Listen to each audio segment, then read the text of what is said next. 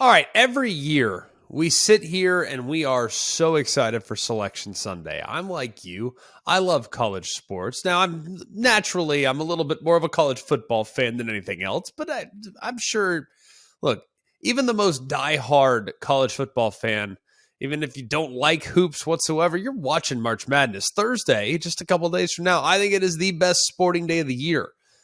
Doesn't matter what the circumstances are. That January 1st for bowl season, that's pretty much the two biggest days in my world. I also love the divisional round of the NFL playoffs. So, if you want to break it down, there's a handful of others that might come into the mix. But no, to me, Thursday is about as good as it gets. But I'm always a little bit irritated when I get on Twitter or get on social media and I read articles and columns about, the NCAA, I wish this is why we need an expanded playoff in football. Look, we're getting the expanded playoff. We already know that, okay?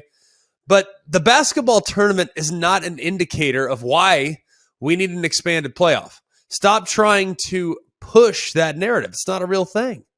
The basketball tournament, we're sitting here and we rank teams 1 through 68, right? Well, these teams are going to Dayton for the play-in games on Tuesday and Wednesday. And then you got this team who, Texas A&M, they're ranked 16th, 17th in the AP poll, and yet they're a 7 seed. It's like, you realize that we have a 68-team field that could, by the way, expand even further in the future, and yet people are still complaining about who's in and who's out. Who's in and who's out? People are arguing on behalf of teams that are 5 games over 500, and they're like, I can't believe they were left out. Well, they barely won half of their games. Like, what? Why is it that we focus so much on the bubble?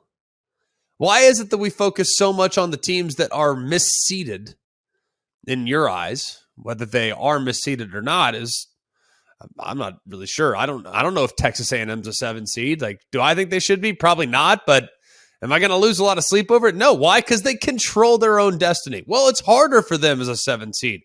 Tough. Are championships supposed to be easy? Like, are you just supposed to just cakewalk your way to the Final Four and then cut down the nets when you get there? Like, guess what? You had to beat good teams to get there. I can already feel it coming. I can feel it coming already.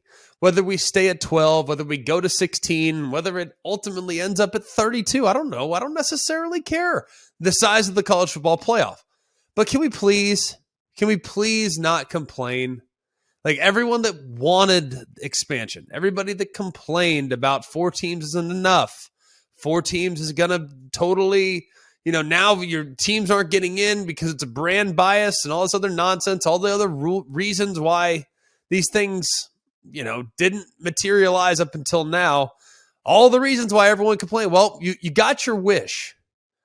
But a perfect example is the bracket that was released last night. It's got 68 names in it, and people are still complaining. Like, you got your expansion. You got what I think is an unnecessary expansion. Personally, there would have been things I would have done to the regular season before expanding the playoff to 12, but I lost. I punted on that battle, fought a good fight, lost. It's fine.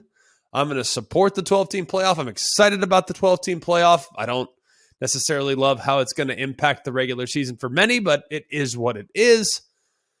But we're going to complain about every single possibility when we get to a 12-team playoff because we just did it last night when it came to a 68-team playoff. So it's a long roundabout way of saying don't let people compare the college football postseason to March Madness, because there's also one other thing that really irritates me.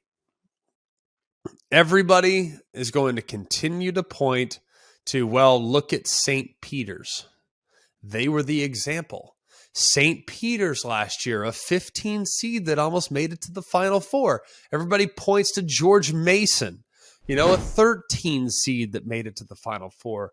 Everyone's pointed to teams that are 11 seeds. I believe it was Syracuse as an 11 seed that made it to the Final Four. That's awesome. Like, it's great. But basically what that means is that you were remarkably flawed and inconsistent Syracuse, that is, more so than George Mason, more so than Butler, more so than Wichita State, more so than St. Peter's. Like Syracuse, getting to the Final Four means that you're flawed and that nobody knew how to play against your 2-3 zone. Like, simple as that. All right? Simple as that. But we can list the Cinderellas just off of memory because they don't happen that often.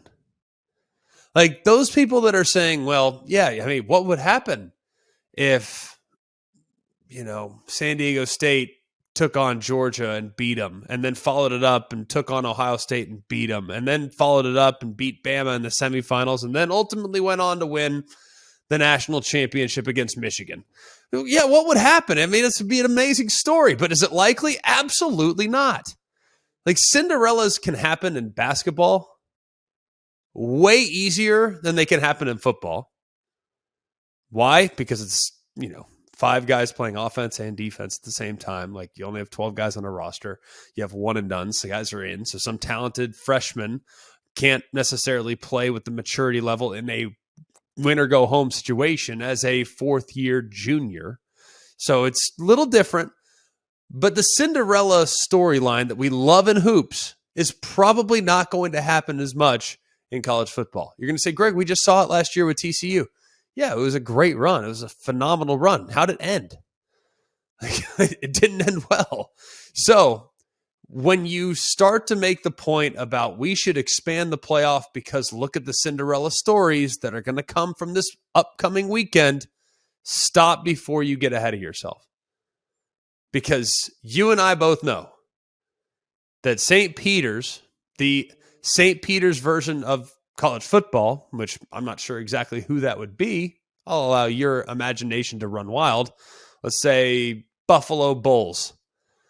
The likelihood of them really making a crazy run to the semifinals is about 0.00001%. Just saying.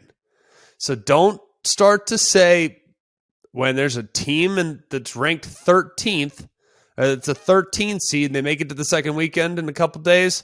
Don't start using that weekend's performance as an indicator of some Cinderella stories that are going to happen in college football. It's not going to happen.